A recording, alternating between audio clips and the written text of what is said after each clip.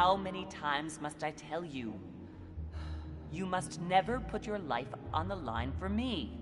Mother has always had a fascination for Lord Mortimer, but has never wanted to tell me why. We are doing our utmost to find your mother as quickly as possible. Without your mother, hundreds of men of the cloth would have gone to the guillotine. All I can tell you is I'm looking for my sister. Do you believe your mother capable of torturing a child? An agreement for cannons. Lord Mortimer assured me that you are to take over the project on behalf of your mother. Johann Christoph von Wollner, Minister of Religious Affairs, and Jacques Peroux, French Revolutionary Tribunal Judge.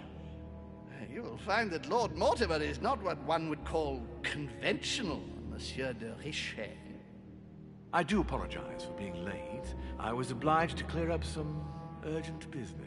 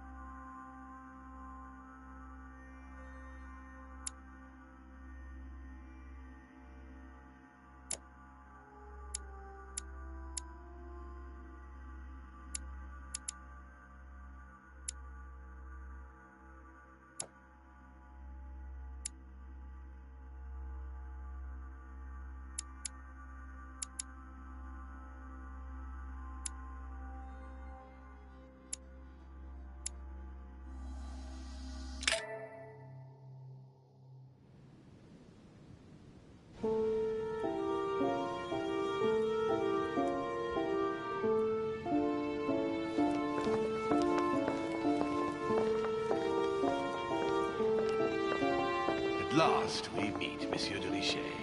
Do you mind if I call you Louis? Please do. Thank you. I wish to apologize wholeheartedly, Louis. I made you cross the seas, and I wasn't even here to welcome you. When I asked you to join us here, it was, of course, in the hope that you would help us find your mother. However, there may be some new developments, but I don't know if they are linked to your mother. We have found Elizabeth Adams' body in her room. I'm afraid she was brutally murdered, stabbed several times.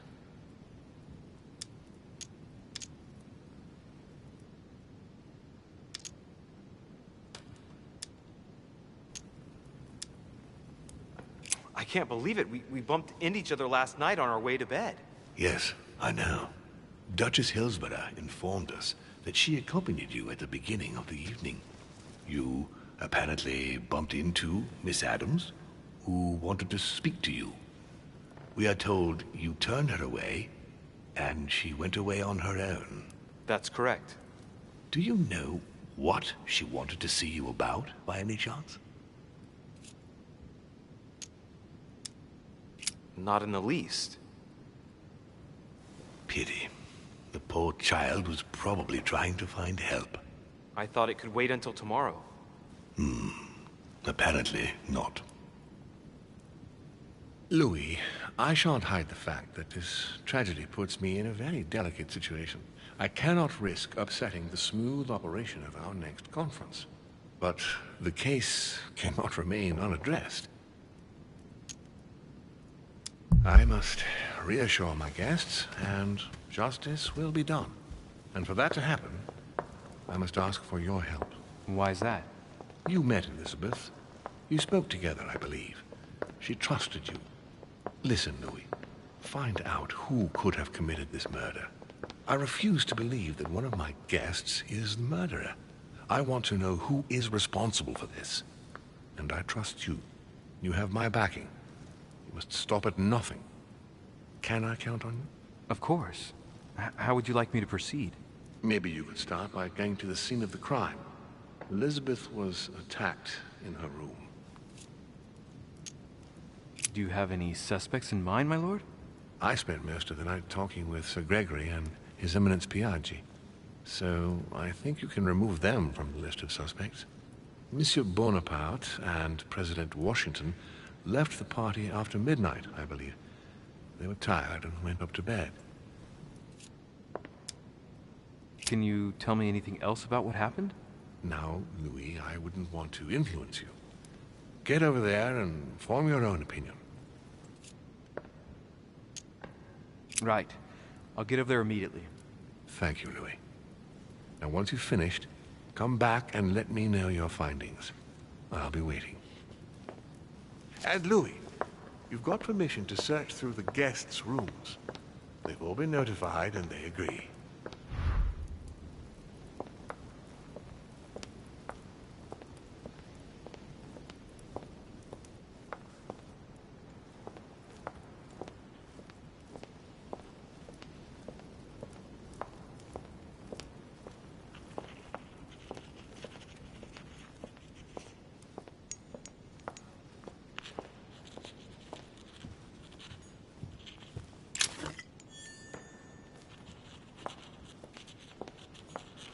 The nightmare painted by Fuseli in 1781.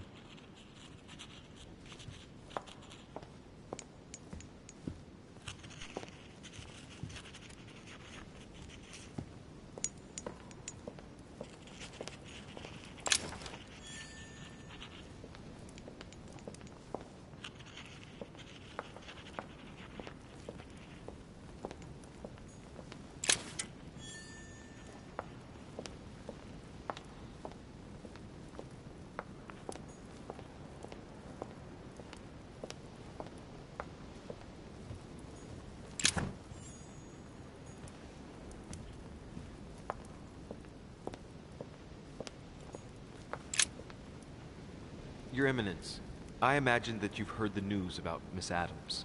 What a tragedy, my son. How could such a thing have happened? That's exactly what I'm trying to find out. Did you notice anything out of the ordinary last night? I saw the young French soldier, Bonaparte, I believe, hanging around near Miss Adams' room.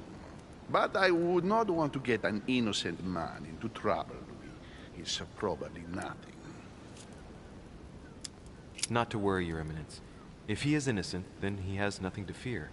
Do you know why Monsieur Bonaparte was hanging around her room like that? Well, I wouldn't be surprised to learn that the dashing young soldier had become infatuated with a fragile young woman who looked a bit lost. But I don't think he got a very warm welcome. Bonaparte and Adams? But they didn't even know each other, did they? I couldn't say, Louis. But if I were you, my son, I would talk to Monsieur Perrault. You remember how violently he set upon Miss Adams. Oh, don't worry. He's on the list of suspects.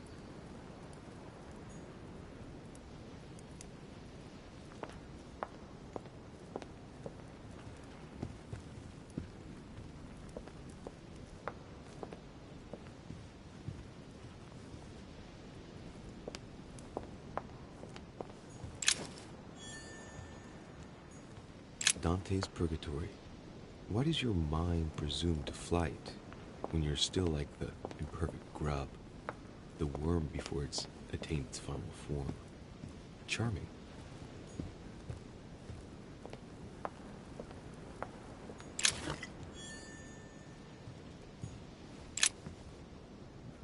Which four-letter word could open this chest?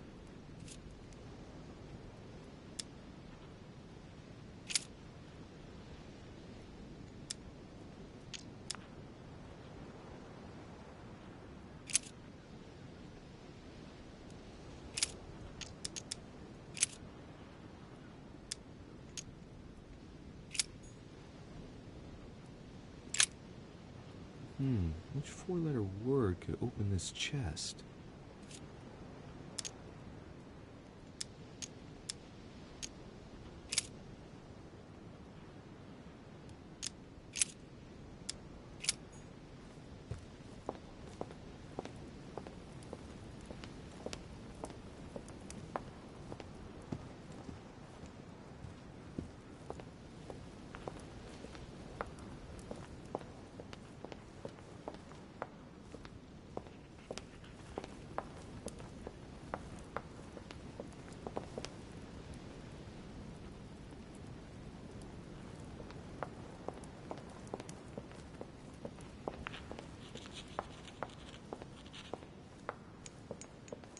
nightmare painted by Fuseli in 1781.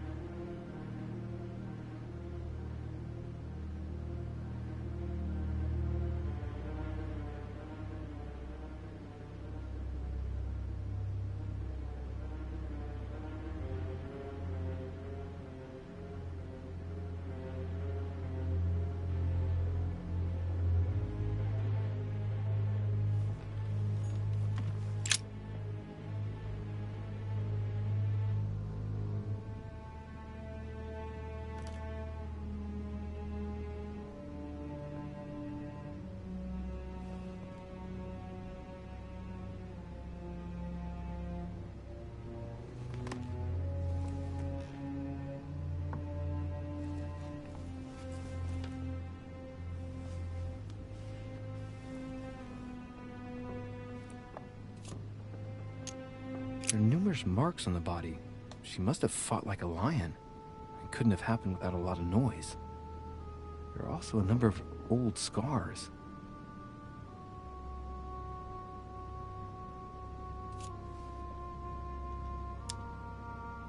The scars are superficial and were made several years ago. She wasn't trying to take her own life.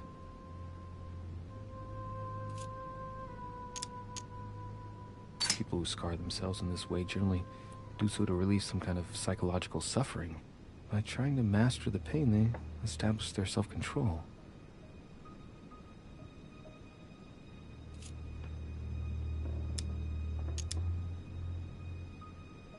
Scarring, ugh. Scarring isn't very regular, but they're mostly from old cuts.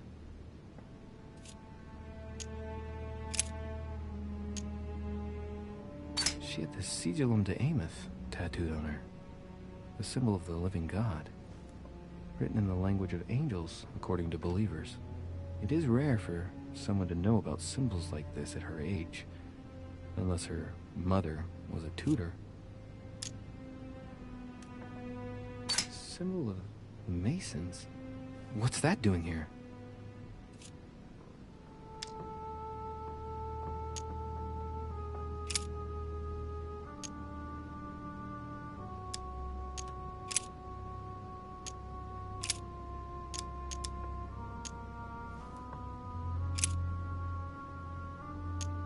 I count no fewer than 9 wounds on the thorax, with a lot of blood. On first sight, I'd say that's what caused her death. The wounds are clean and look like they've been inflicted by a sharp object. Some of the lacerations have damaged vital organs, the heart, the right lung, which is perforated. Most of them weren't given with much force. She might even have survived. But the stab in the heart, though not all that deep, sealed her fate.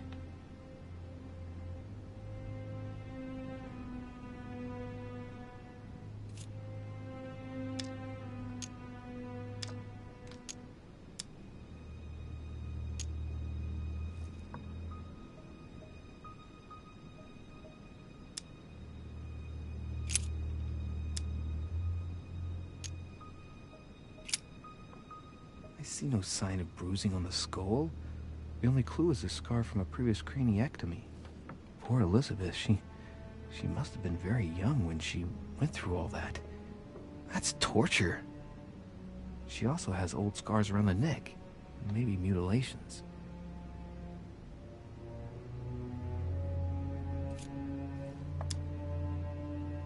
She bled from the nose. There are signs of bleeding, but I don't see any traces of bruising.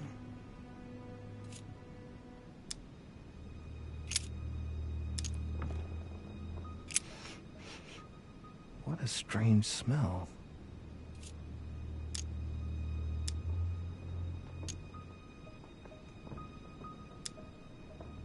Her breath smells of alcohol and of laudanum. People use it to relieve pain.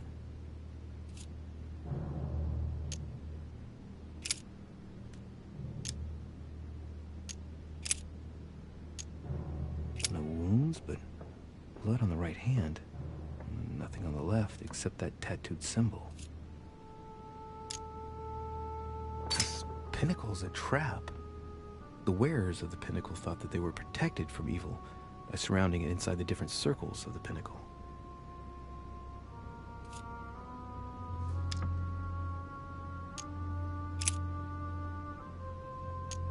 Blood, but no trace of blows on the legs.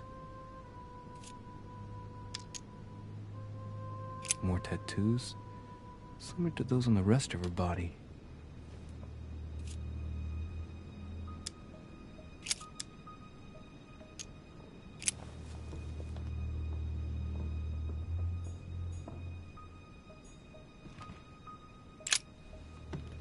Poor girl bled to death.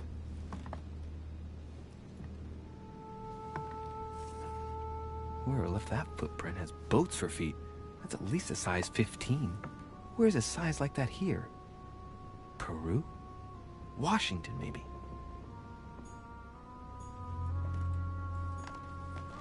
Knocked over bottle of wine.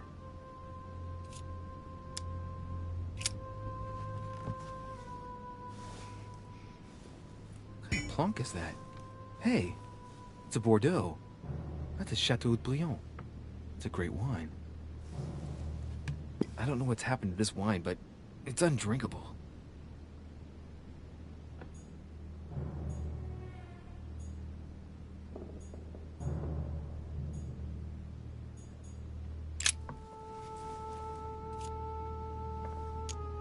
The blade is short and thin, well sharpened, apparently. It's covered in blood. Still fresh. The lower part of the handle is unsullied by blood. The murderer gripped the weapon so tight that there's no blood where he held it. The handprint indicates a small and slender hand.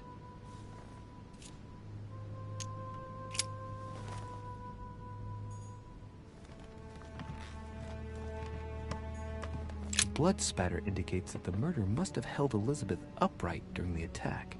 Even if Elizabeth wasn't very big, I doubt she wouldn't have put up a struggle. It takes tremendous strength to overpower someone like that.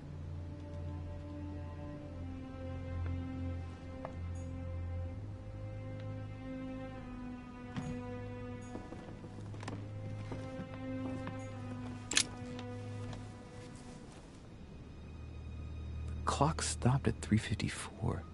If it was smashed during the murder, then I've just established the time of the crime. That would clear Emily de facto because she was still with me at the time.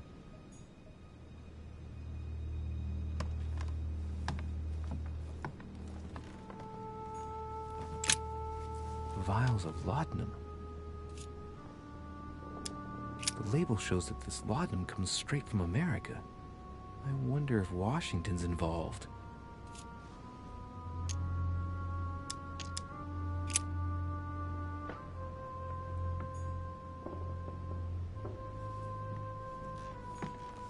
Pentagram.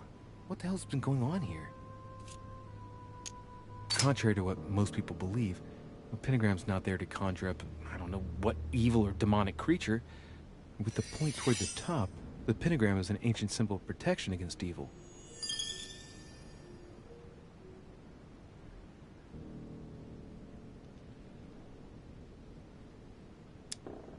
esoteric rituals are based on this shape.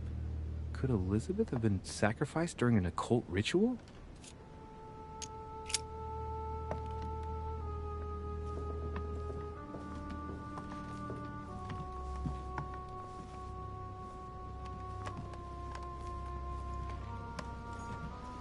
Piece of fabric. High quality at that. I'd say it's silk. Going by the texture and the gray hue, it must come from a dress, that kind that women of quality wear.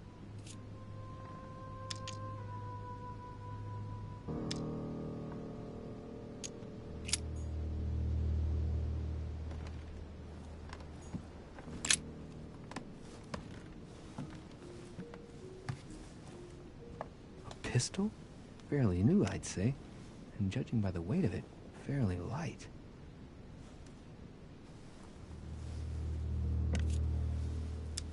A tribute engraved on the barrel. To the liberators of France. There's a few dried traces of blood on the grip. Difficult to know for sure how they got there. It's extremely well maintained. The barrel is perfectly clean. It isn't loaded, and there's no traces of gunshot residue. I'd conclude that it hasn't been used recently. Right. I shall have to find its owner.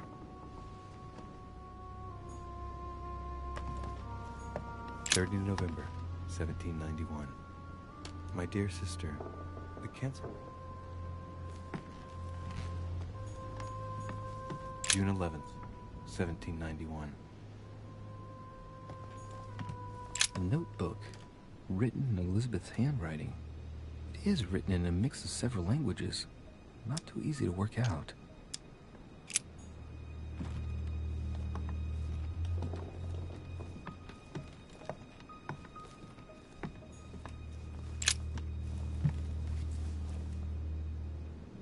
Clock stopped at 3:54.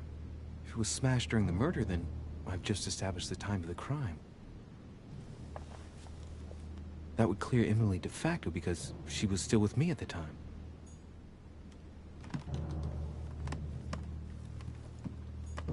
My dear Elizabeth. Has Sir finished with this room? Do you know who could have made such a mess of this room? Miss Adams, sir. We were given orders to leave the room as it was, so as not to rush her. Did she have a fight with someone to get the room into this state? Not that I know of, sir. Miss Adams would sometimes throw a tantrum, during which she would destroy anything that came to hand. Lord Mortimer told us not to enter the room. Thanks for that information. You are welcome, sir.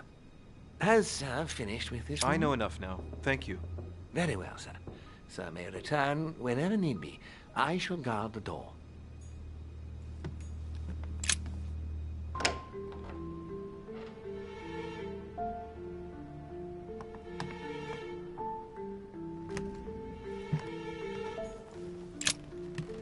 Good day, Monsieur de Richet. Mr. Volner, are you looking for anything in particular? Next to Elizabeth's room? No, nothing special. I'd have thought this is not really the shortest way to get to your suite. Yes, I wasn't really looking where I was going. I shall leave you now, sir. I will return to my room.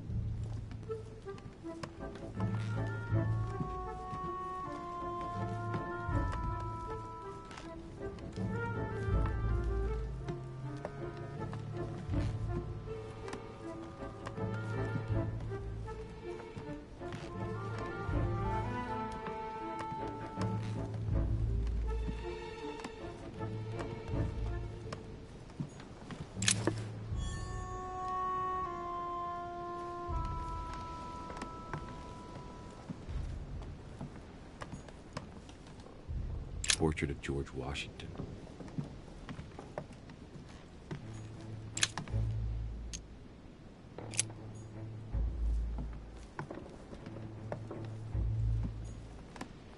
looks like a note between Emily and Washington about trade deals.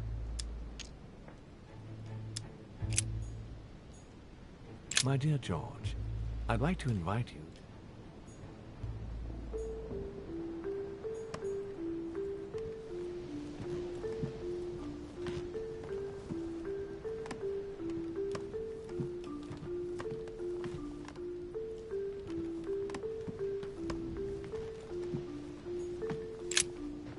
Greetings, Louis.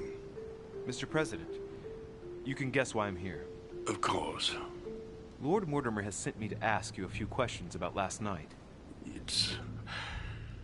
How am I going to tell Elizabeth's father that she's dead? I know, Mr. President. I shall endeavor to find out the truth about this tragedy. I must ask you to help me, though. Please. Find the degenerate pig who did this, Louis. Tell me, Mr. President, had you spoken to Elizabeth since your arrival? You know her father. You thought she was dead. No, I didn't. And I believe I'll be taking my remorse with me to my grave. I wanted to, but I didn't know where to begin. You can't blame yourself. You couldn't have known that her days were numbered. Were you aware that Elizabeth took laudanum? Yes, she came to ask me for some. She had finished her reserve, I believe. Did she tell you why she was so desperate to get some, Mr. President? She said she had terrible migraines that wouldn't go away. More likely for the voices she heard, not the migraines.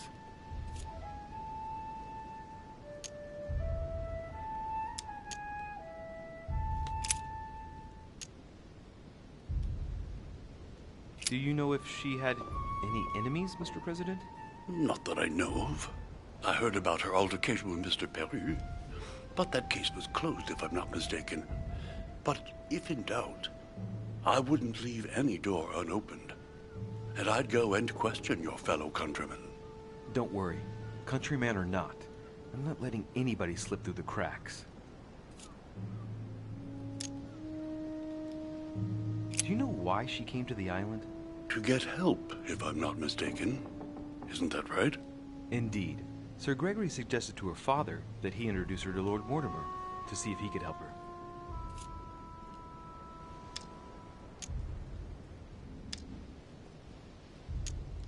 Yes, Lord Mortimer has a talent for healing, apparently. I'm not surprised Sir Gregory advised her to come. Agreed.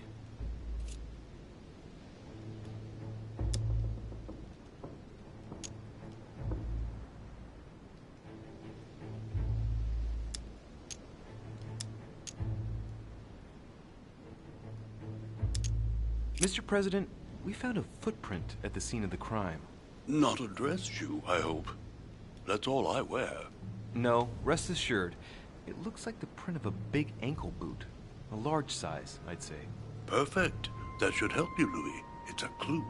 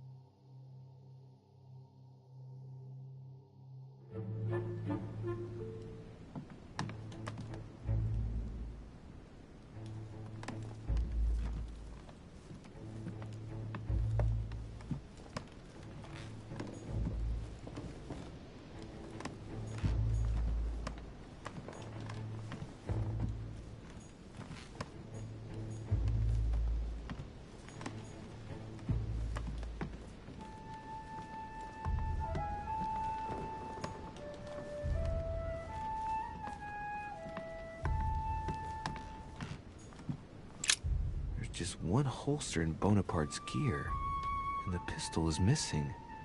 On the other hand, his cleaning equipment is in mint condition. That's typical of the soldier in him.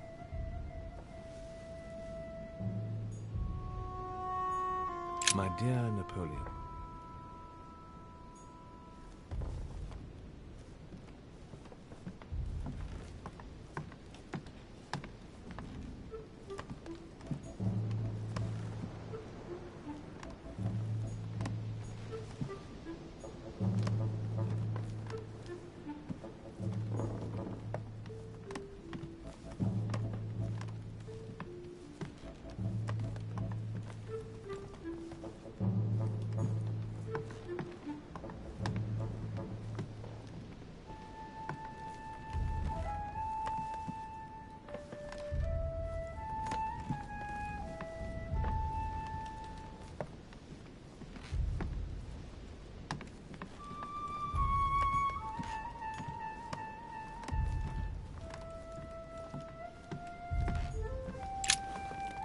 Monsieur de Richet, please be quick. We are both very busy.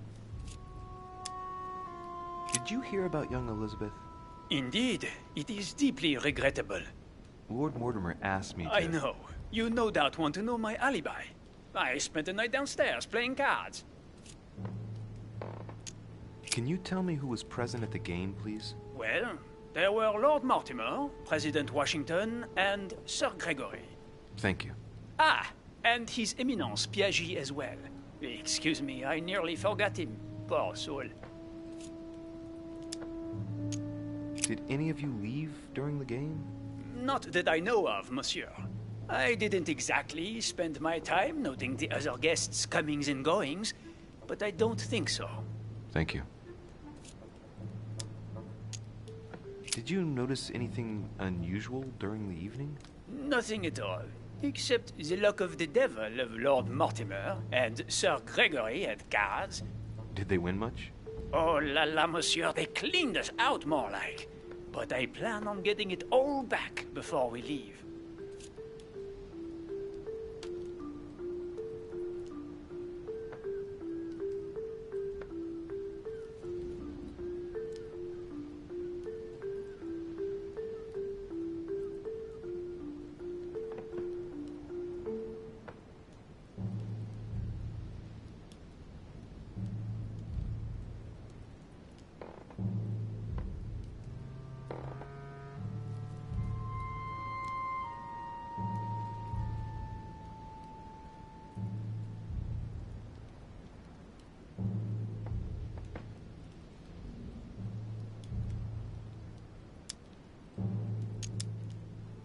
What time did the game end? I can't say exactly. As for me, I must have stayed until midnight. I was exhausted, couldn't think straight, so I preferred to go up to bed. On your way up to bed, did you notice anything out of the ordinary? No, not in the least. The whole manor was sound asleep. Not really. No.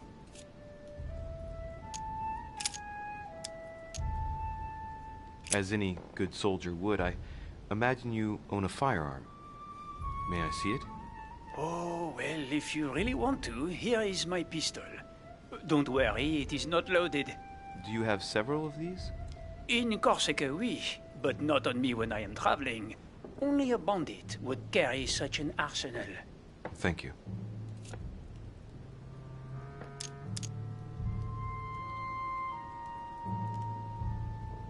Someone saw you not far from the victim's room. Can you tell me what you were doing exactly, please? I can tell you that someone is an idiot. I wanted to warn her to be careful. You see, on the night of my arrival, I saw someone leaving her room in haste, and I wanted to speak to her, to warn her. Unfortunately, the young lady slipped through my fingers each time. Now I know why. She had every reason to be worried. What an idiot I was not to insist. I could have helped her. Were you able to recognize the prowler?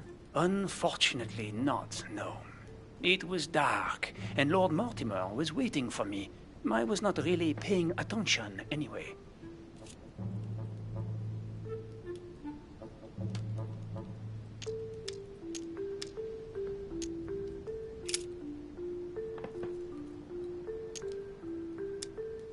Well, have we finished, monsieur? Exactly. Thanks again for all your answers. Good day.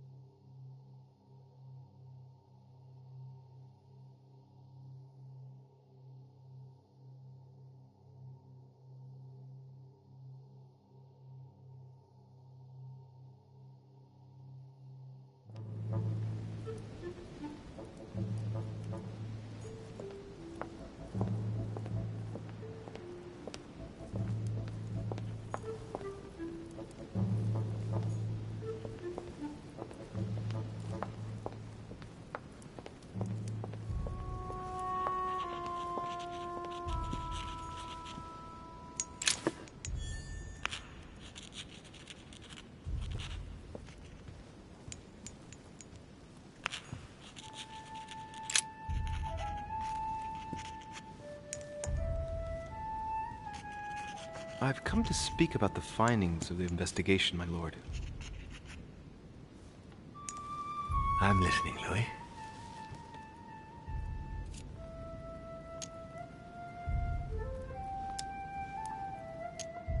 Will you remind me of the facts we already know about? Elizabeth Adams was killed last night, but Piaggi was with Holm and I until late at night. As for Bonaparte and Washington, they left us after midnight, both tired. I believe I've identified the murderer. Really, Louis? All right then. Please think carefully before you give me your answer. This is a very, very serious accusation.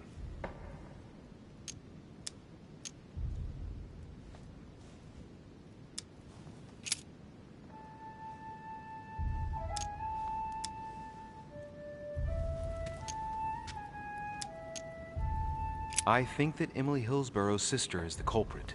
So, you know the truth about them. What proof do you have to support your conclusion? The knife found beside Elizabeth's body had a handprint, from a slender hand, that is. Without a doubt, the hand of a woman. There aren't many women among the guests. All right. Anything else, Louis? The knife found beside Elizabeth's body had a handprint, from a slender hand, that is. Without a doubt, the hand of a woman. There aren't many women among the guests. All right. Anything else, Louis? Unfortunately, now you are going to find out why this assumption doesn't hold up. The simple reason is this. Your mother shot Emma on the night you arrived. Are you joking? My vision on the wharf. The scene. It took place as I was arriving. I don't get it. It perhaps won't come as a surprise to you, but Emma and Emily shared the same identity in the eyes of the world. They were more than just twins. They were the same person. Two members of the Order under the same name, Duchess Emily Hillsborough. So this is Emily's big secret. She's looking for her sister, twin sister and partner. But why hide all of this from me? In any case, I've decided to take over the investigation from now on. Right. It's time we spoke about your mother, Louis.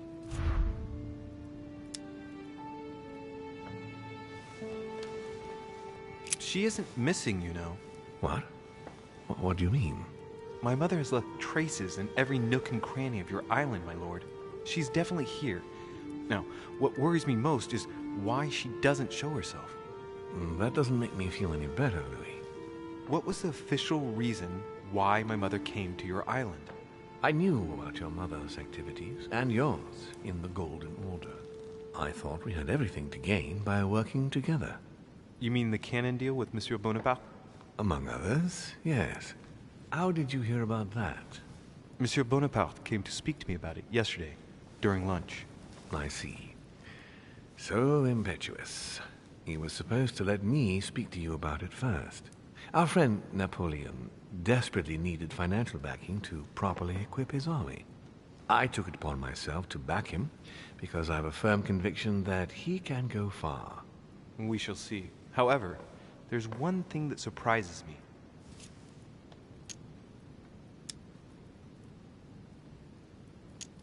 Did my mother intend to finance a war? I'm not sure that I follow. No, your mother's aim was not so much to partake in a war, but rather to make Monsieur Bonaparte accountable. France is in turmoil, and having support of a military man can often come in handy, Louis. You'll see. Once this deal was closed, I had big plans for Sarah. Such as what? You see, I've invited several influential figures on my island to present them with a project at the conference. It will be presented later today. I thought that the Golden Order had a role to play. And I still think so. I was hoping Sarah would be able to join us. I see. Indeed, if by chance your mother decided not to return to us before the conference, would you do me the great honor of attending? If only to follow the deliberations while waiting for her to duly take her seat. Why not? We shall see. Ah, thank you so much. In this way, you'll be able to keep your mother informed of what is said. There's something else I'd like to briefly go over. Earlier, you asked me the official reason for your mother's presence here. Is there an off-the-record reason why your mother came here? If only my mother had trusted me, but she remained very mysterious. I'd have been delighted to answer your question. Is this usual for her? As head of the Order, secrets are her bread and butter, as you can imagine. That said, it's the first time she hasn't let me in on the reason for her trip. And it intrigues me, to tell you the truth. Well, I am sure that Sarah will explain everything once she reappears. There's something I still don't get. In your opinion, why would your mother remain in hiding over several weeks?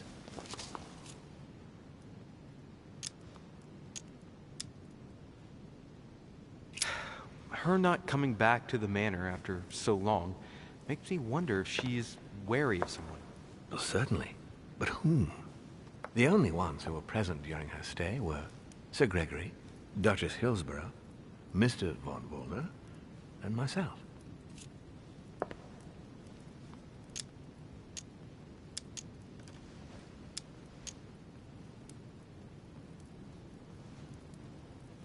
You forget Elizabeth Adams, my lord.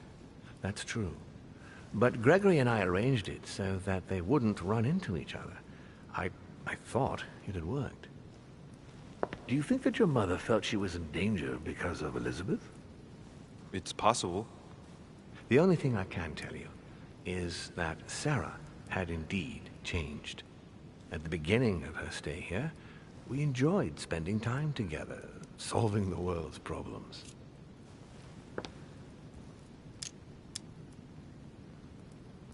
You seem to know my mother very well, my lord. What did you talk about together? Oh, as soon as we had a little free time, we liked to share points of view about practically any subject. We would find ourselves embarked on interminable discussions that could go from Monsieur Blanchard's flight in a hot air balloon to the Treaty of Jassy, or the adoption of the metric system in France last year, or even Mr. Eli Whitney's invention in the United States. Ah, yes. His famous cotton gin. It was supposed to revolutionize cotton production in the United States. It will revolutionize the world, Louis.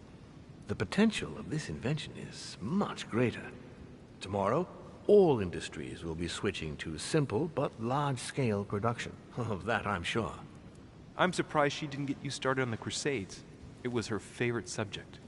Are you joking? Sarah and I spent entire days together reliving them. It so happens that the Crusades are also my subject of predilection, especially the Third. My ancestor distinguished himself brilliantly during the siege of Saint-Jean d'Acre.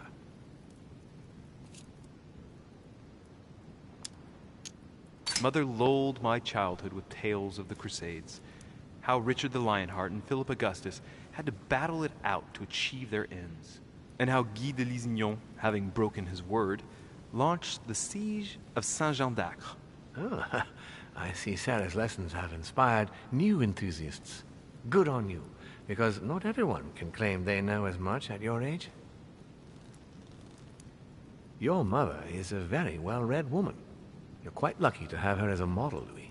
Yes, I know, but I'm still very worried. I must admit, there are worse things to worry about now, Louis. What do you mean? Since she disappeared, your mother has been seen once. Her behavior on the evening of your arrival greatly surprised Gregory and myself. She resurfaced to attack Emma, Emily Hillsborough's twin sister. And she shot her with a pistol. Then, before Gregory could intervene, she ran off and disappeared again. I beg your pardon? Hang on. That means my vision on the wharf, it was actually happening inside the manor. Mother shot Emily's sister? The very person she came looking for? Why would she do that? Excuse me, but between that and the childhood of Lady Adams, it's all a bit much for me to cope with. I need to piece it all together again to see things more clearly. You said that you spent a lot of time talking together at the beginning. What happened for that to change? I'm afraid I haven't much to tell you. The more the days went by, the more she withdrew into herself. She never gave me an explanation, until the day came when she purely and simply disappeared.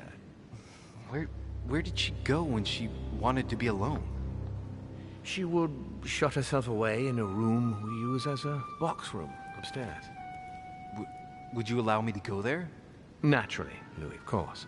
I'll send you a servant to open it. Thank you. That's all I can tell you about the disappearance of your mother, Louis. I would like to have been more helpful. I shall stay on her trail and follow up any leads. Thank you. We will meet later on to welcome our last guest. In the meantime, I shall get someone to open the box room upstairs for you. Thank you. The room was just opposite Mortimer's study.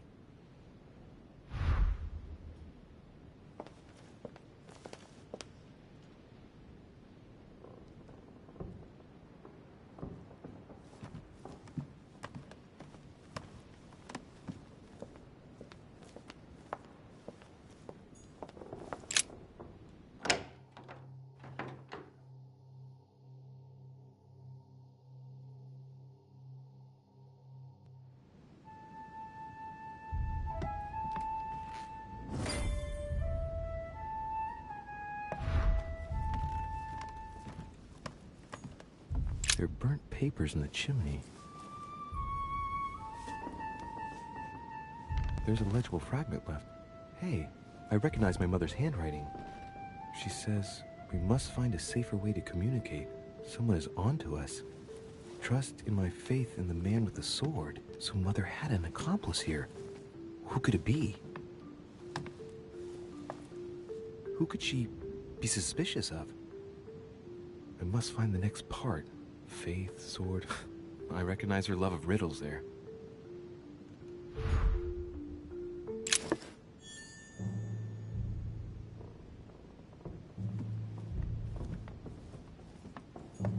Dante's Paradise.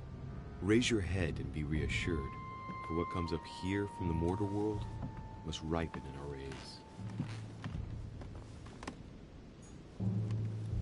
What is this disc?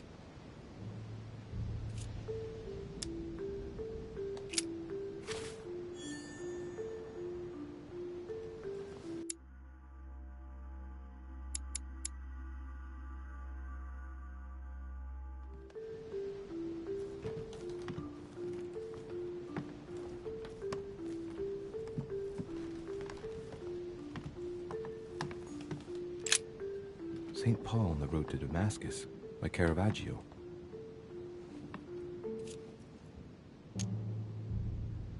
Caravaggio attained a magnificent command of black and the play of colors too. Paul facing an ordeal, the curtains of his illusions being raised, and receives the light from his Savior.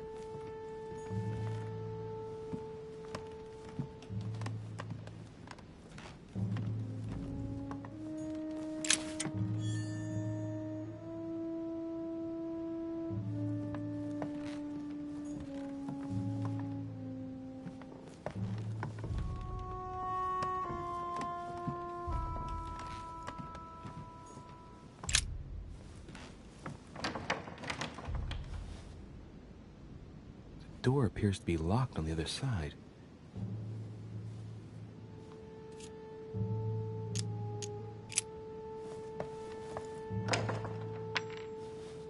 I think I heard something fall to the ground. A metallic sound, like a key falling to the floor. We'll see if it works.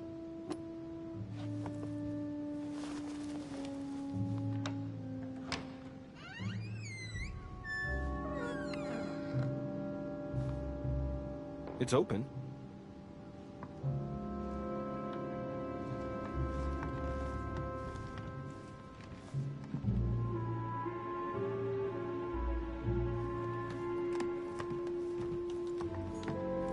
A chest with the occult symbol representing air.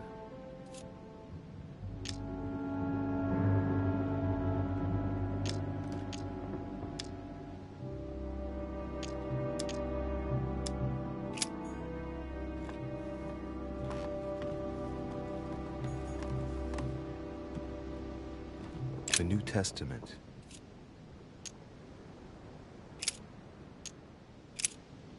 And it came to pass in those days that Jesus came from Nazareth of Galilee and was baptized by John in Jordan.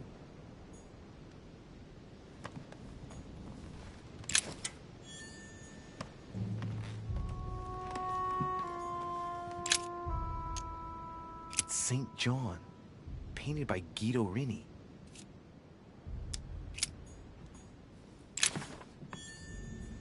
Several portraits of apostles, all signed by Guido Reni. It looks like someone touched this commode recently. There are fingerprints on the sheets and in the dust.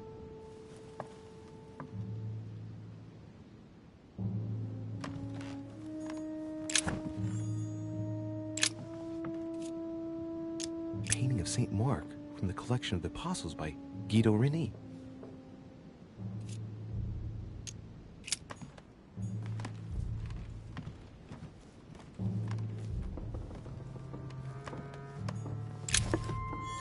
St. Paul painted by Guido Reni. St. Paul is shown holding a sword. Strange. There's hardly any dust, as if the painting's been cleaned recently. There's a small inscription engraved on the frame. Let's take a closer look. This is how Paul spoke to his pilgrims from Rome. Just above that, someone's written down the figure 11 on the painting and underlined it twice. No, what does that mean?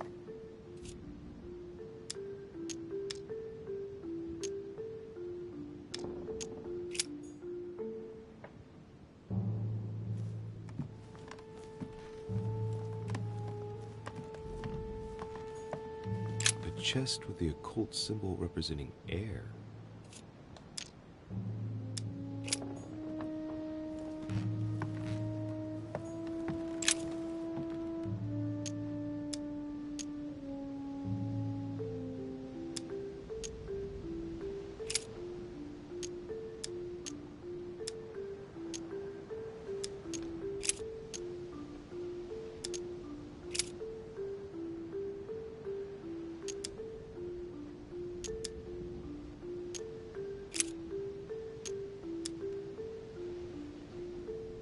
I say then, have they stumbled that they should fall?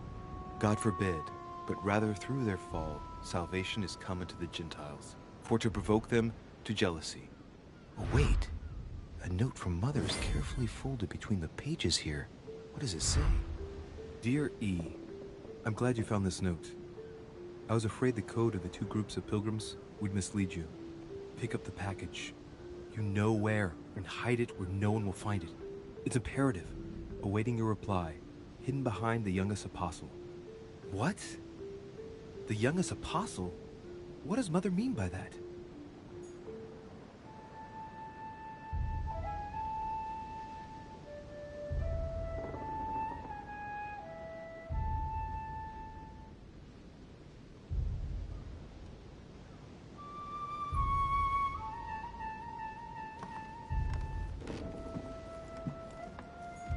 Several portraits of apostles, all signed by Guido Reni. Looks like someone touched this commode recently. There are fingerprints on the sheets and in the dust.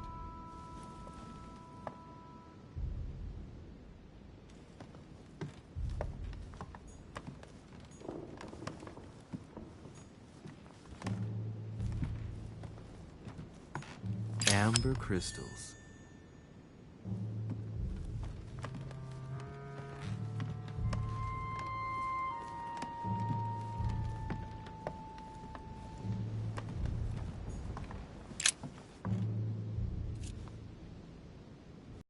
There's something else behind this painting. It says, half of each group will join the first city of Corinth. What the hell does that mean?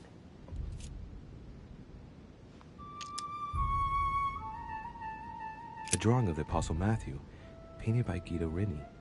He's represented as writing the word of the Lord, transmitted by the Holy Spirit, who appears here in the guise of an angel.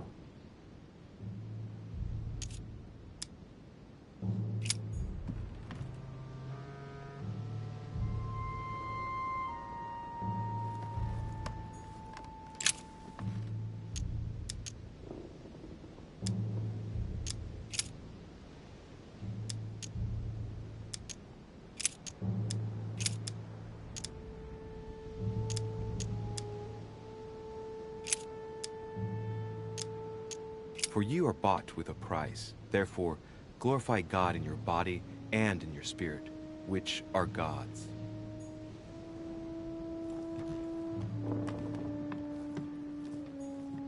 A chest with the occult symbol representing air.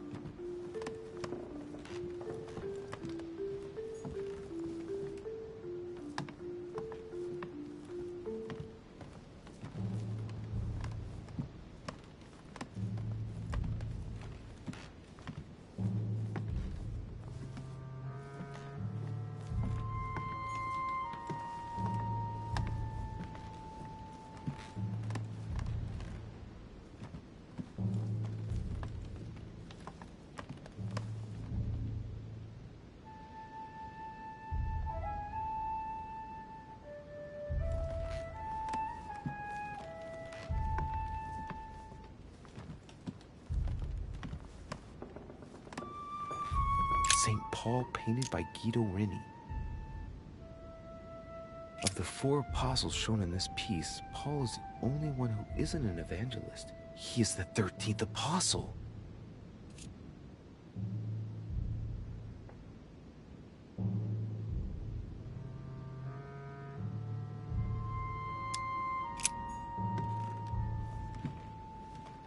St. Paul painted by Guido Rini.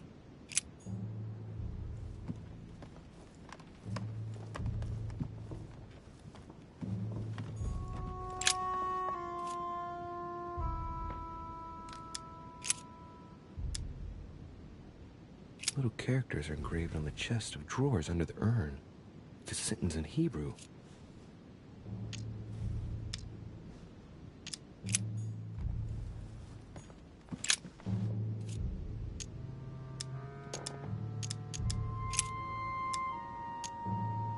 There are finger marks, deliberately drawn in the dust. 8 in all.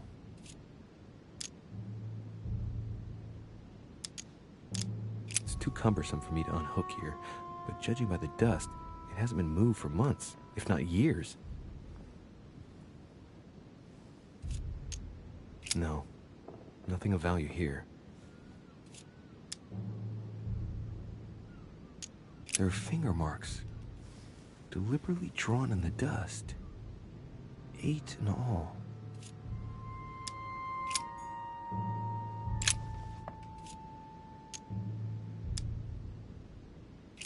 There's nothing worth noticing here. A painting of St. Mark from the collection of the Apostles by Guido Rini.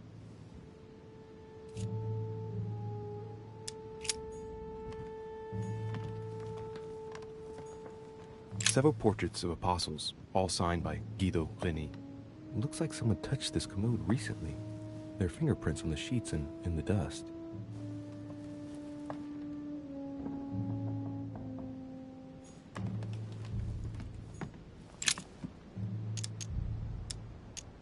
St. John is the only apostle painted in this gallery who hasn't got a beard. Hey, wait! That means it's him. He's the youngest apostle. Right. This painting is therefore associated with the answer which E had to give to my mother. Now, I just need to know how to recover the answer. It's St. John, painted by Guido Rini. The painting looks like it's been taken down recently. But wasn't my mother said that she would wait for an answer hidden behind the apostle? Ah, of course. There's something written behind the painting. On the second day, the pilgrims will listen to the prophecy of the young apostle. They shall add 1 companion to their left and 3 to their right to complete their rank. What does it mean?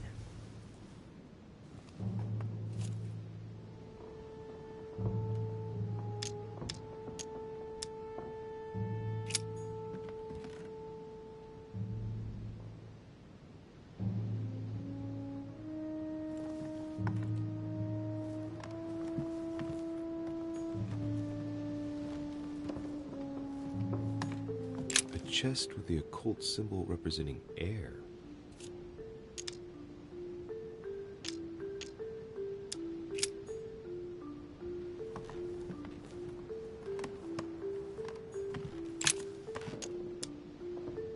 On the second day, the pilgrims will listen to the prophecy of the young apostle. They shall add 1 companion to their left and 3 to their right to complete their rank. What does it mean?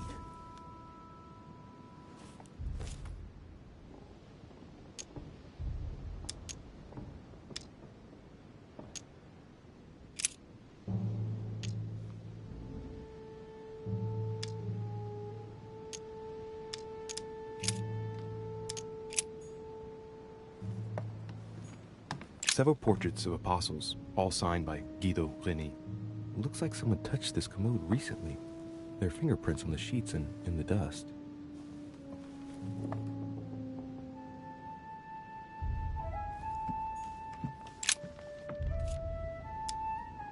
Painting of St. Mark from the collection of the Apostles by Guido Rini. There's nothing worth noticing here. Little characters are engraved on the chest of drawers under the urn.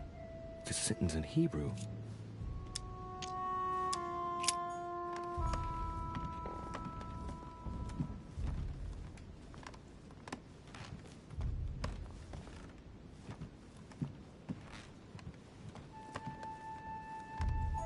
St. Paul painted by Guido Reni.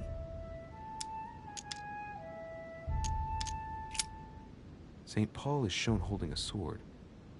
Strange. There's hardly any dust, as if the painting's been cleaned recently. There's a small inscription engraved on the frame. Let's take a closer look. This is how Paul spoke to his pilgrims from Rome. Just above that, someone's written down the figure 11 on the painting and underlined it twice. No, what does that mean?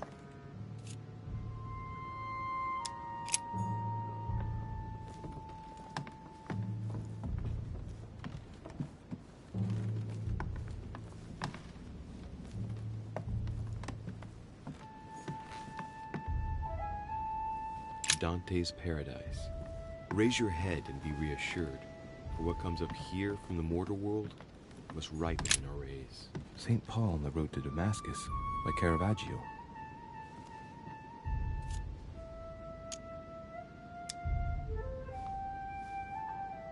St. Paul is the only saint to be presented twice in these paintings, contrary to the other apostles. How come? Caravaggio attained a magnificent command of black and the play of colors too. Paul facing an ordeal, the curtains of his illusions being raised, and receives the light from his Savior. This painting has been hanging here for a long time. A lot of dust is built up on it. Well, a finger has drawn a number in the thin layer of dust. I can read the number 4.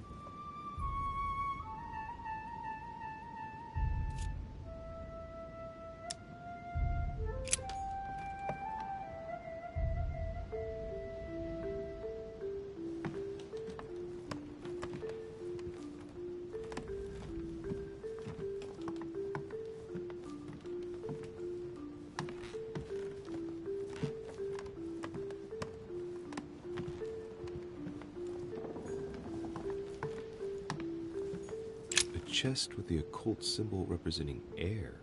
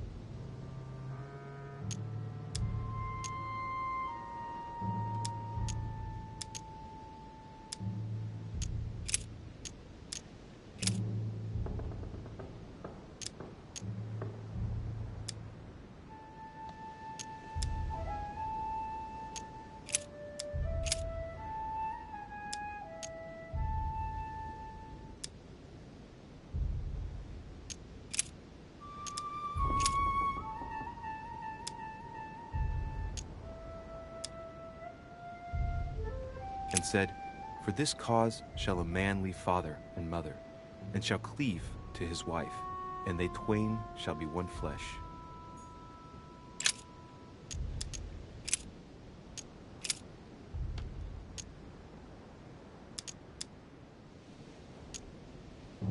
And as they did eat, Jesus took bread and blessed it, and broke it, and gave it to them, and said, "Take, eat.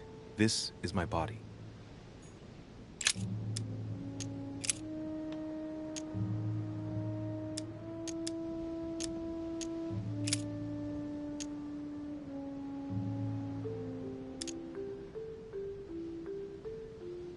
For it is evident that our Lord sprang out of Judah, of which tribe Moses spake nothing concerning priesthood.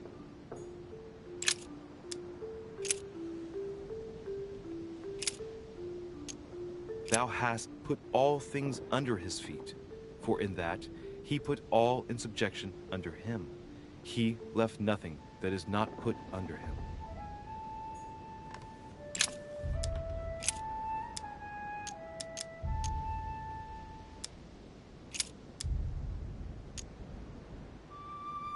This I say therefore, and testify in the Lord, that ye henceforth walk not as other Gentiles walk, in the vanity of their mind.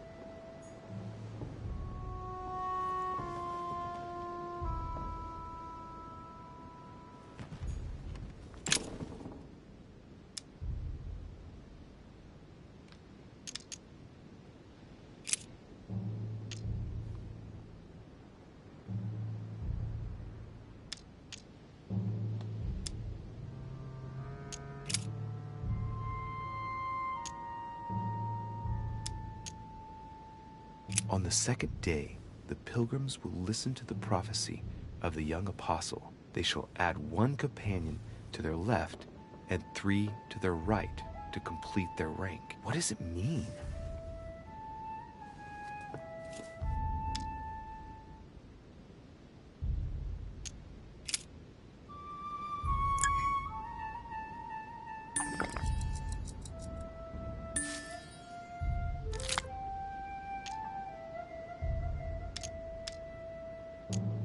On the second day, the pilgrims listened to the prophecy of the young apostle. The prophecy of the young apostle, that was John. And the prophecy mentioned is most likely the book of Revelations according to St. John. That's right, St. John is often credited with writing about the apocalypse in the last book of the Bible. He's also known as the youngest of Christ's apostles.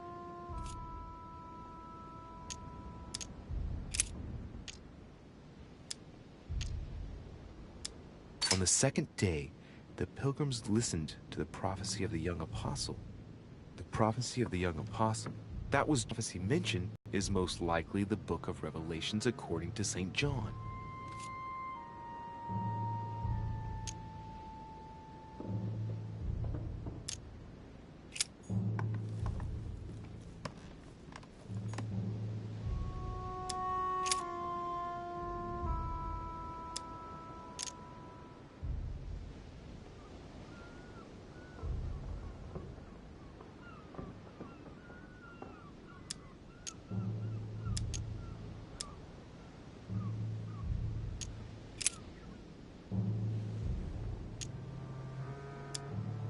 And the woman was given 2 wings of a great eagle, that she might fly into the wilderness, into her place, where she is nourished for a time, and times, and a half a time, from the face of the serpent.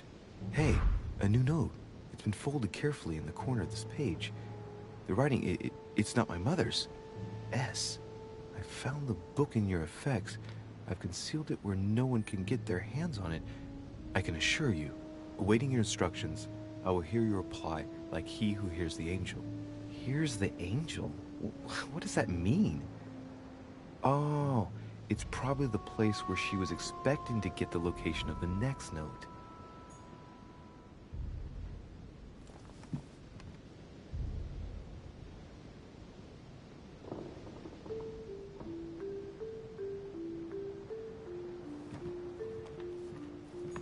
Several portraits of apostles, all signed by Guido Reni.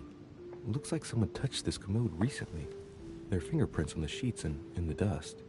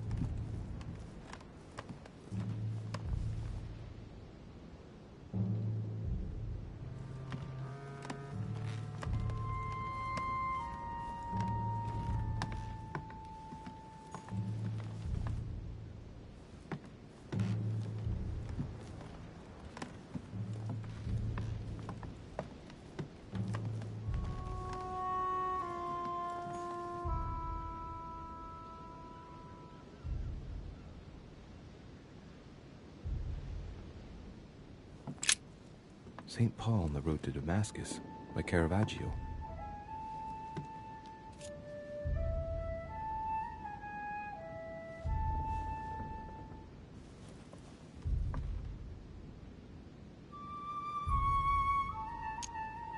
This painting has been hanging here for a long time. A lot of dust is built up on it. Well, a finger has drawn a number in the thin layer of dust. I can read the number 4.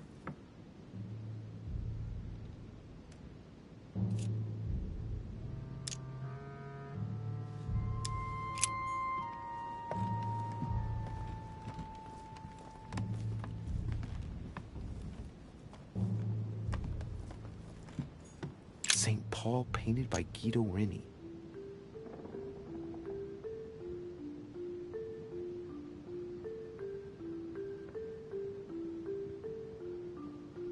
So we have the figure 11 twice underlined, and a story of a group of pilgrims who it looks like Paul is speaking to. Maybe it's a code. There must be a connection. A text on Paul must be somewhere, and it must be associated with the figure 11. But what's the story with these pilgrims? I mean, a connection with the figure, maybe?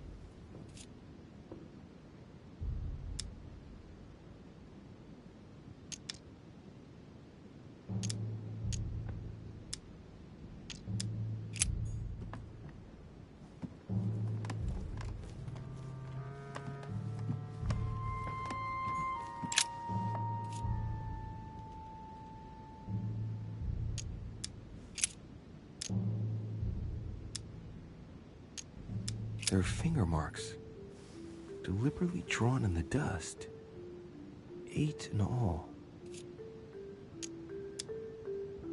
Little characters are engraved on the chest of drawers under the urn. It's a sentence in Hebrew.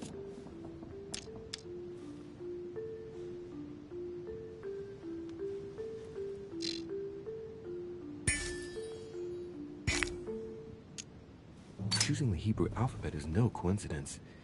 It's got to be a reference to the Bible.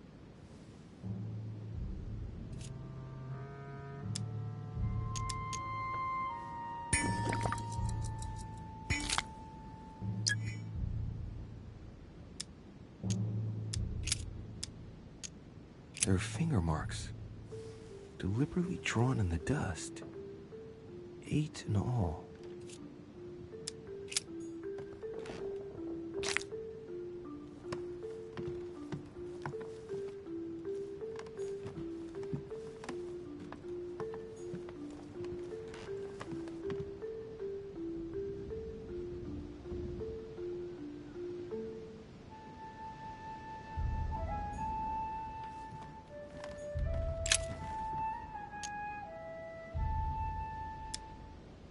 That's right, St. John is often credited with writing about the apocalypse in the last book of the Bible.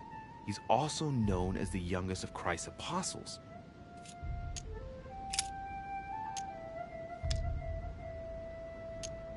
On the second day, the pilgrims listened to the prophecy of the young apostle. The prophecy of the young apostle, that was John.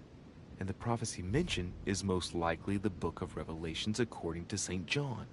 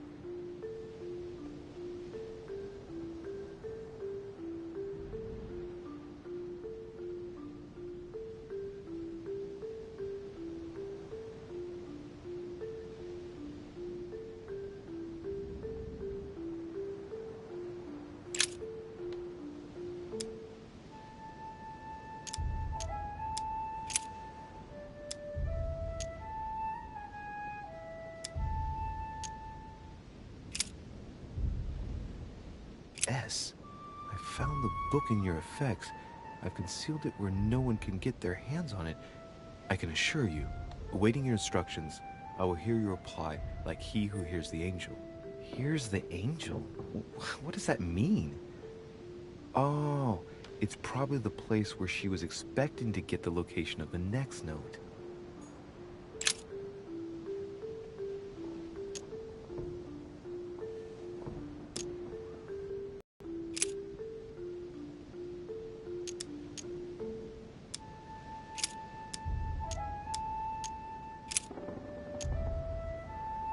This volume dates from the first edition by Gutenberg. It's the first book that was ever printed. The pages are covered in annotations in Latin, French, and Hebrew. Someone spent years studying this Bible.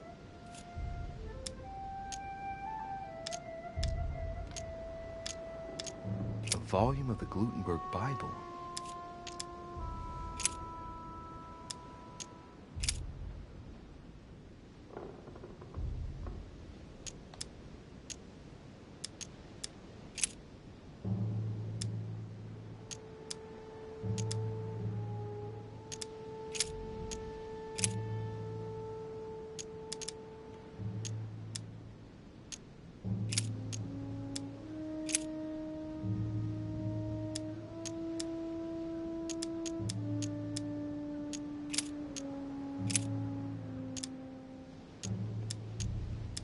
I and my Father are one.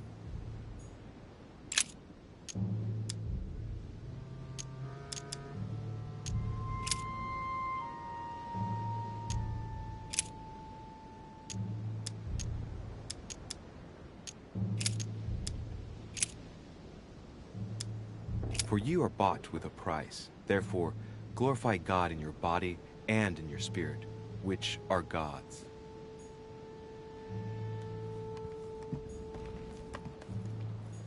Several portraits of apostles, all signed by Guido Reni. It looks like someone touched this commode recently. There are fingerprints on the sheets and in the dust.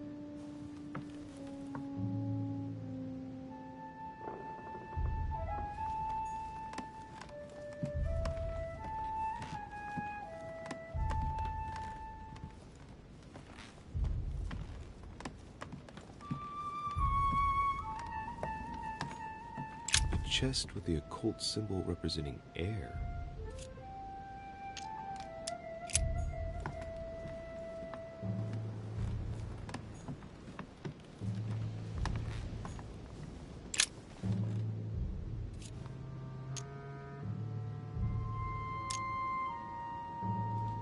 A group of pilgrims, if I'm not mistaken, numbered respectively 12 and 14 in the last painting. With the simple operation suggested, that would mean that the new groups are 6 and 7.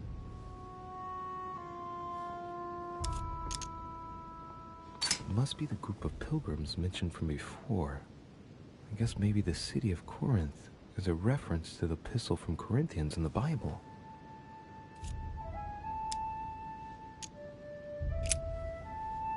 There's something else behind this painting. It says, half of each group will join the first city of Corinth. What the hell does that mean?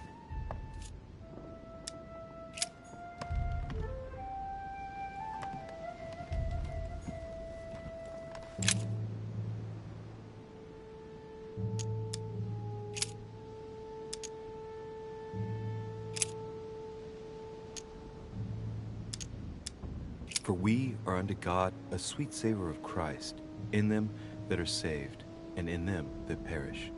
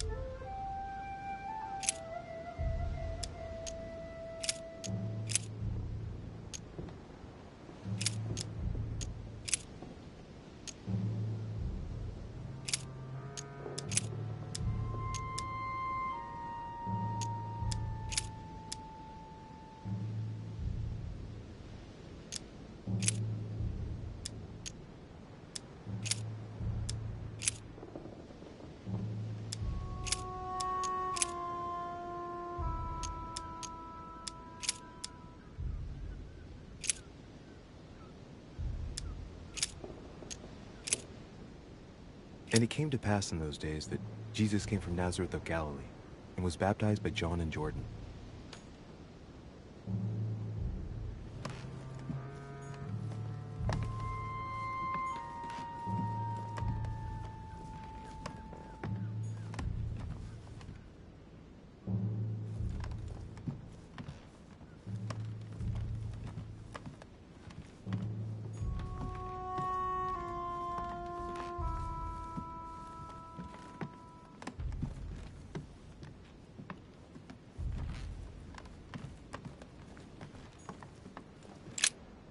St. Paul on the road to Damascus, by Caravaggio.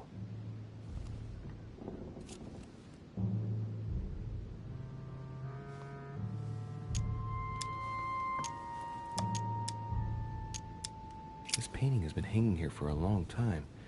A lot of dust is built up on it. Well, a finger has drawn a number in the thin layer of dust. I can read the number 4.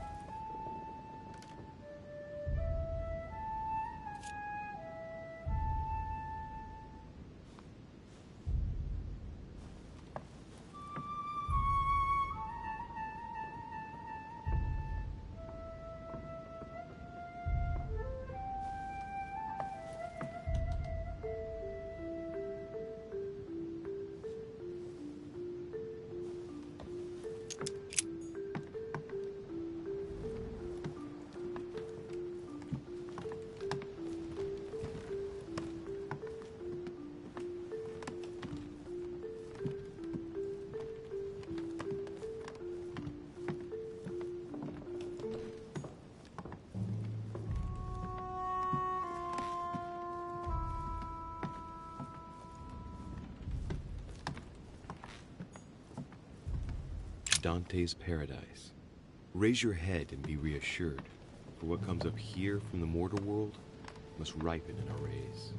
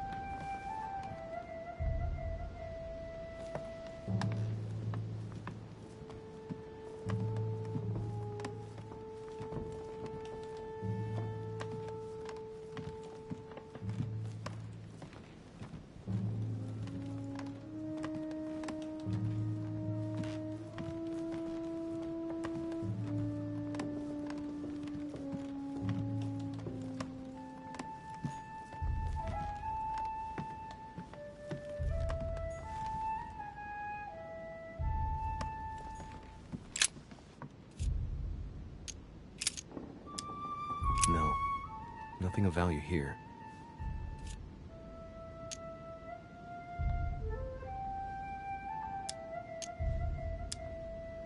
It's too cumbersome for me to unhook here, but judging by the dust, it hasn't been moved for months, if not years.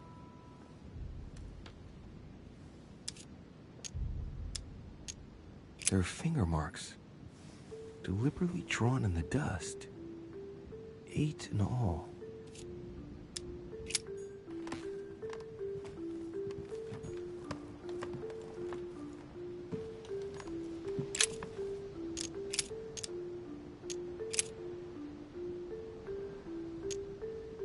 Finally, brethren, whatsoever things are true, whatsoever things are honest, whatsoever things are just, whatsoever things are pure, whatsoever things are lovely, whatsoever things are of good report, if there be any virtue, and if there be any praise, think on these things.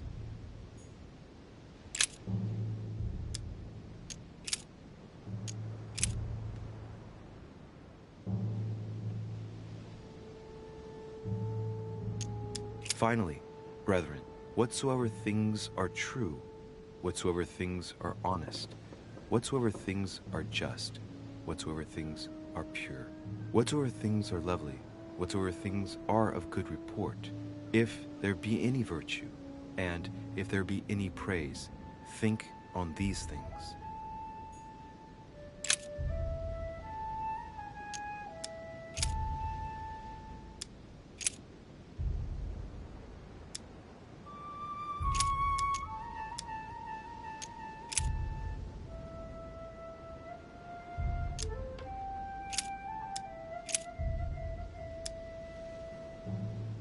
But though we, or an angel from heaven, preach any other gospel unto you than that which we have preached unto you, let him be accursed.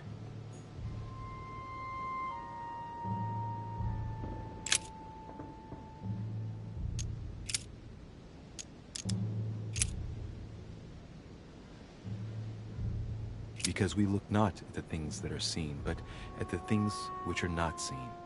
For the things which are seen are temporal, but the things which are not seen are eternal.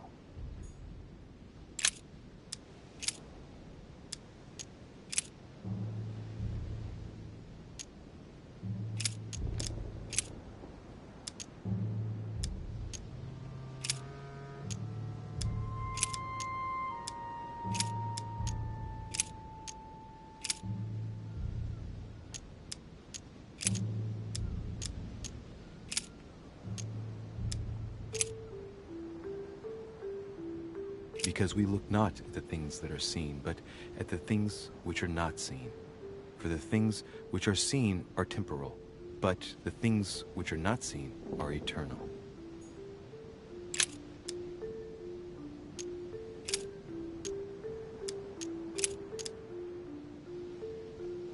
But though we, or an angel from heaven, preach any other gospel unto you than that which we have preached unto you, let him be accursed.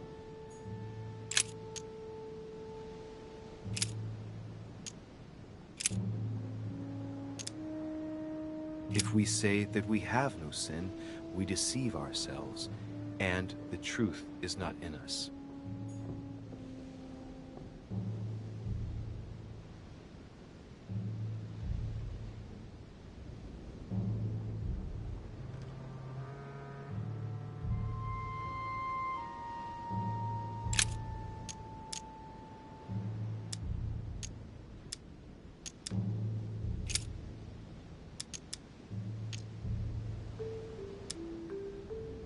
Volume of the Gutenberg Bible. This volume dates from the first edition by Gutenberg. It's the first book that was ever printed. The pages are covered in annotations in Latin, French, and Hebrew. Someone spent years studying this Bible.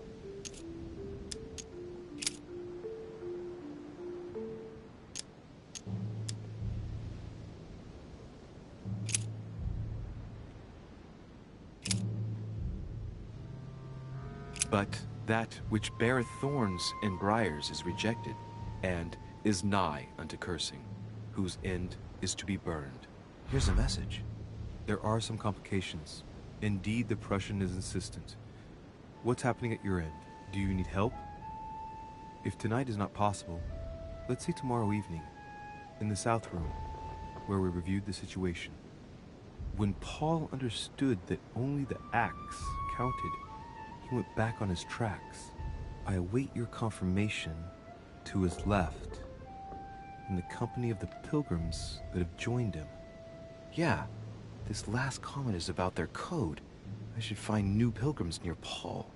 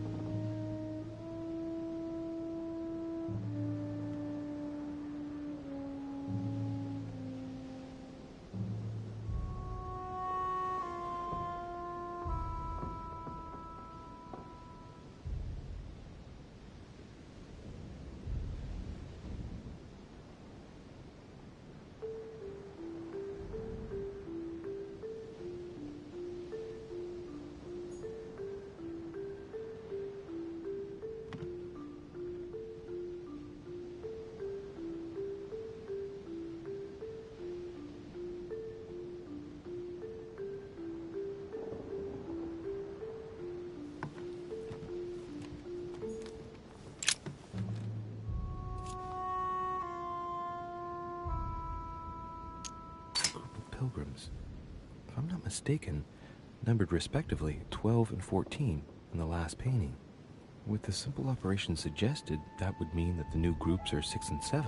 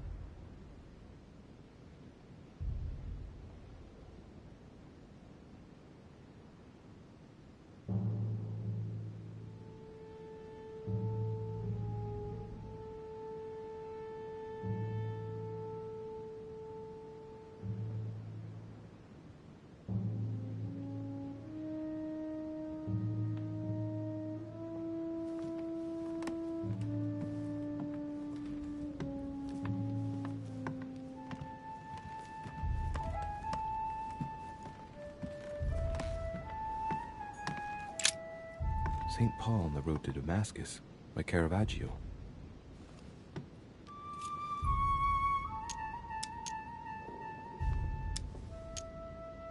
This painting has been hanging here for a long time. A lot of dust is built up on it. Well, a finger has drawn a number in the thin layer of dust. I can read the number 4.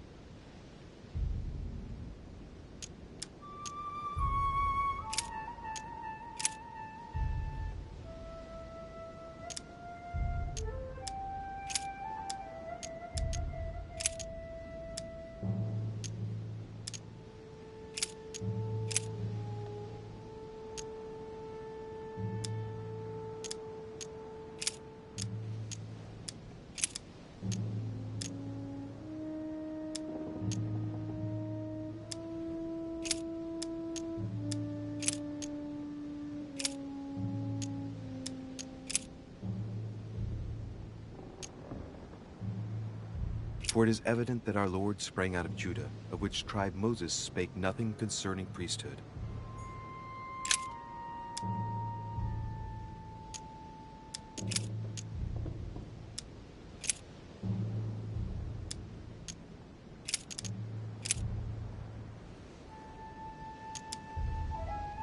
Take heed that ye practice your justice before men, to be seen differently by them. Otherwise, ye shall have no reward of your Father which is in heaven.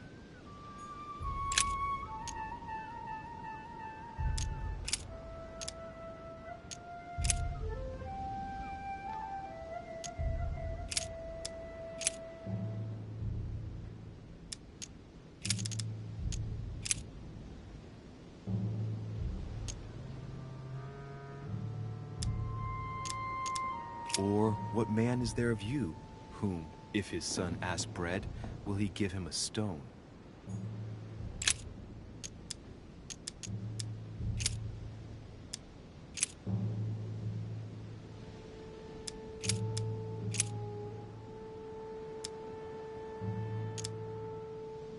Now, therefore, there is utterly a fault among you, because ye go to law with one another.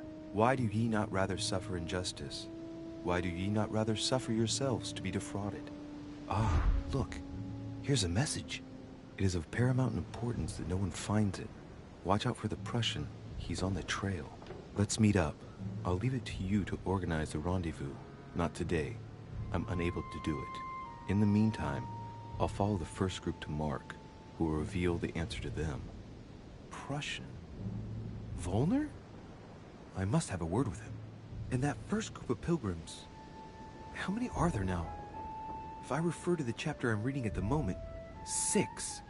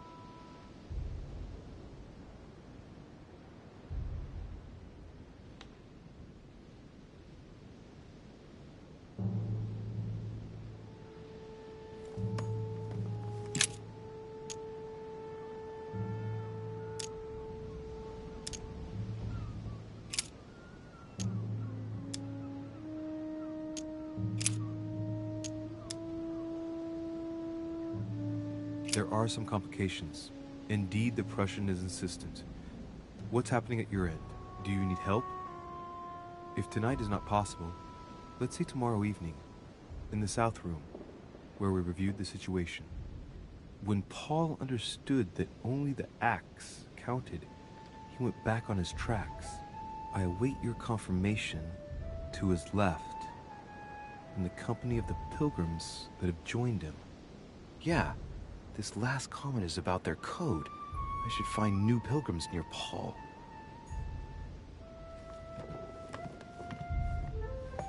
Several portraits of apostles, all signed by Guido Reni. Looks like someone touched this commode recently. There are fingerprints on the sheets and in the dust.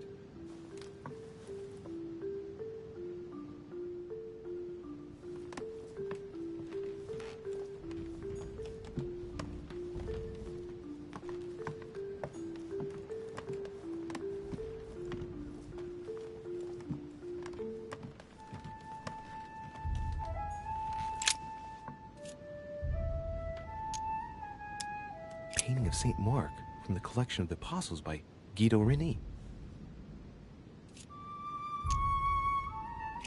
There's nothing worth noticing here.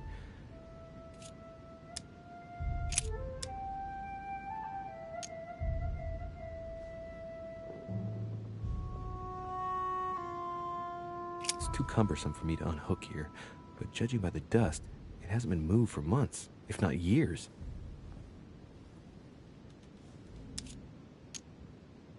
No, nothing of value here.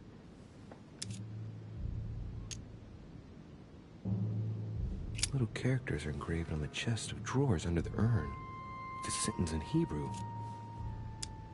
Choosing the Hebrew alphabet is no coincidence. It's got to be a reference to the Bible.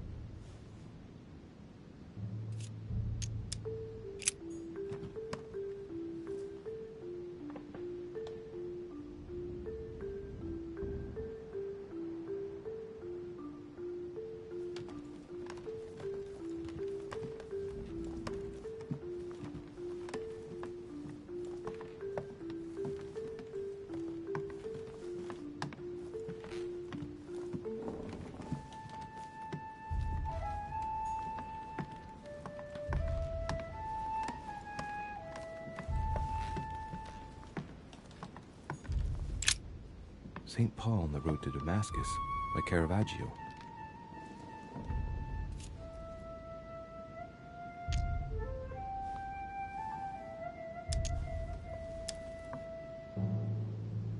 Caravaggio attained a magnificent command of black and the play of colors too. Paul facing an ordeal, the curtains of his illusions being raised, and receives the light from his Savior. St. Paul is the only saint to be presented twice in these paintings, contrary to the other apostles. How come? This painting has been hanging here for a long time. A lot of dust is built up on it. Well, a finger has drawn a number in the thin layer of dust. I can read the number 4.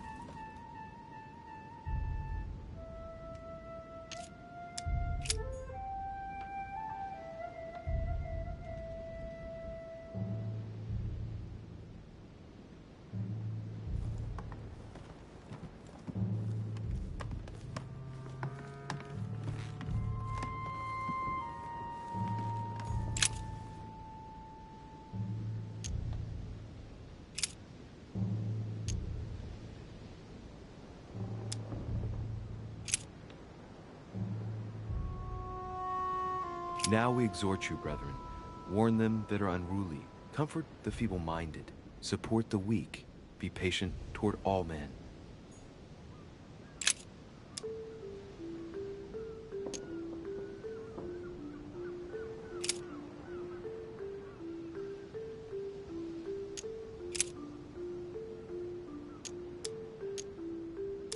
He that believeth on him is not condemned, but he that believeth not is condemned already, because he hath not believed in the name of the only begotten Son of God.